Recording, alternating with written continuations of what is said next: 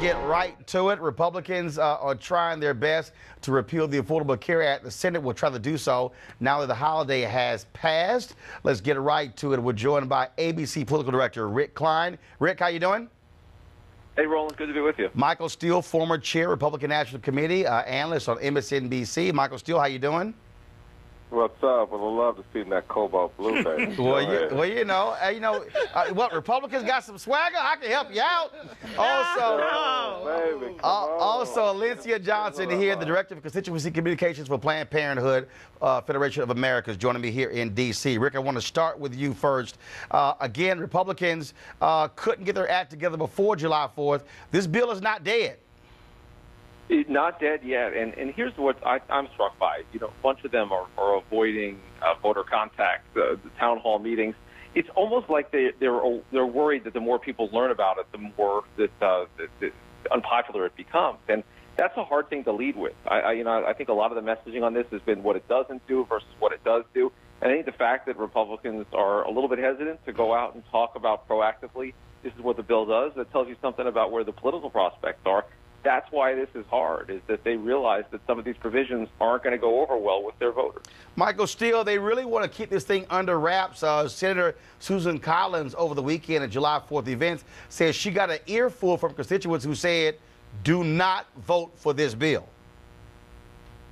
Yeah, I mean, and I think, you're going to find it very hard for Susan Collins or Lisa Murkowski jumping on board, or any of the other moderate senators who've had concerns about this from the very beginning, not just about the Medicare aspects of it or the Medicaid aspects, but just generally the impact that it has on families and individuals. There's a lot of suspicion about whether or not giving the states the flexibility on pre-existing conditions, that these states are going to just line up and go, oh, well, we'll just stay with that part of the program. They won't. You still have the battle of does this or does it not fully repeal Obamacare? It does not. To the extent that a governor's state feels that Obamacare should be fully repealed, guess what? They're not going to accept the pre-existing condition provisions if it's made an option for them. So there's a lot that Republicans have in terms of baggage on this. And I think the idea that this is going to get done is still problematic for a lot of Republicans. There are those who just want this thing to go away, like Mitch McConnell, by the way, who really does not want to have to deal with this bill. Right. But they realize they've opened a Pandora's box, and there's no way they can put the goo back in. Alencia, over the weekend, Planned Parenthood supporters are keeping the pressure on with various protests around the country. Absolutely, because they want to fight back and say that, you will not take away our health care at Planned Parenthood. Defunding, quote unquote, is a misnomer. This bill would block Medicaid patients from being able to access health care at Planned Parenthood, which includes birth control screenings, STI testing and screenings. Doesn't include abortion because of the Hyde Amendment that was passed over 40 years ago.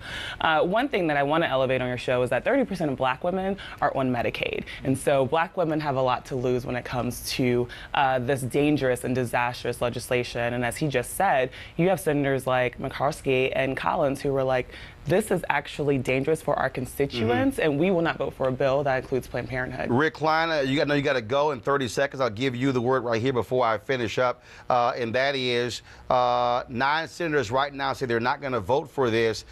Can they buy them off or with what is called incentives in D.C.?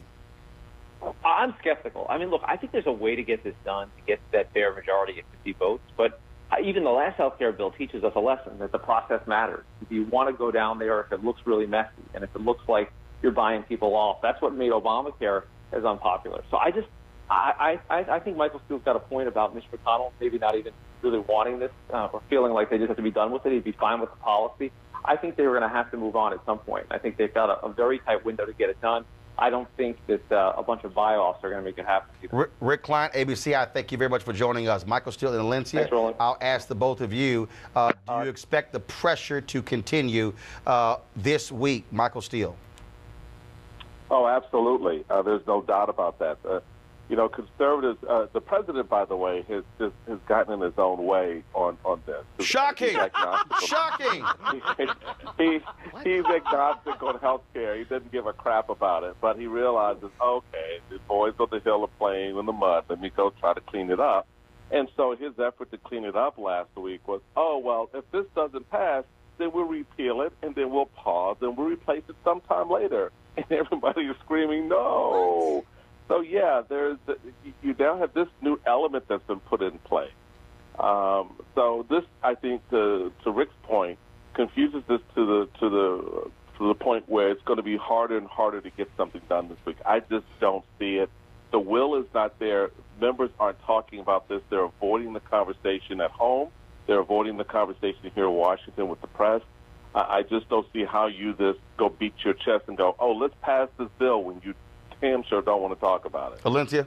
Well, I completely agree. You know, our patients and supporters have been out there, and their representatives, some of them just don't even want to have an event to host and talk to constituents. And, you know, one thing that I talked about at Essence is that Black women are more likely to die when it comes to having children and childbirth. 13 million women could lose maternity care under this health care bill. So we are pushing back. Our patients are. We've had over 2,000 events in states since they started coming at Planned Parenthood, coming at Medicaid funding, coming at the Affordable Care Act. And so we're going to keep that pressure up because apparently they don't want to listen to us, but the pressure is working. The vote was delayed, and we hope to see it be completely removed from the floor. And they didn't want to listen when they were putting the bill together by not having any women on the committee. That's right. They didn't. Yeah. Never a smart thing not to have any women on the commission when you're talking about health care. Michael Steele, we appreciate it. Alencia Johnson, appreciate it. Thanks a lot as well. Guys. Thanks a lot, Skip. Sybil Bill. Weekdays on TV One. I will never lie to you. Oh, my God. Roland Martin. He doesn't want to talk to us. He wants to ignore us. Uncensored. Hell no. That ain't gonna cut it, boo. Unapologetic. No, that is fundamentally false. You are wrong. He Unfiltered. wants an America where we all look alike. He ain't talking about black people. Unrelenting. You better go work out, because you got a fight on your hands. NewsOne Now with Roland Martin. Weekdays at 7 a.m. on TV One.